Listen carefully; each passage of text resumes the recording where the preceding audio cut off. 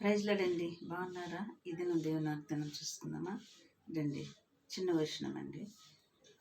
జ్ఞానులకు నీ సందేశం, మతకర్తలకు నీ ఉపదేశం.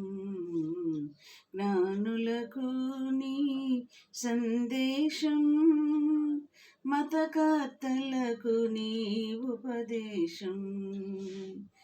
అర్థము కాకపోయిని, అర్థము కాకపోయిని, పతితాలందరూ నీ జీవజలములు త్రాగితిరే, త్రాగితిరే.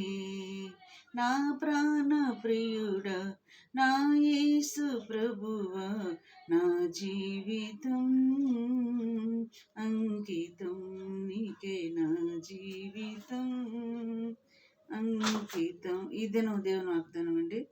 సామెతలు 14:26 చదువుకుందామండి. యెహోవా యందు భయభక్తులు కలిగి ఉండుట బహుధైర్యము పుట్టిస్తుందంట.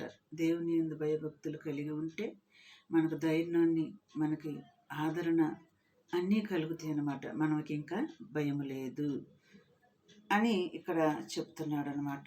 అట్టివారి పిల్లలకు ఆశ్రయస్థానము కలదు.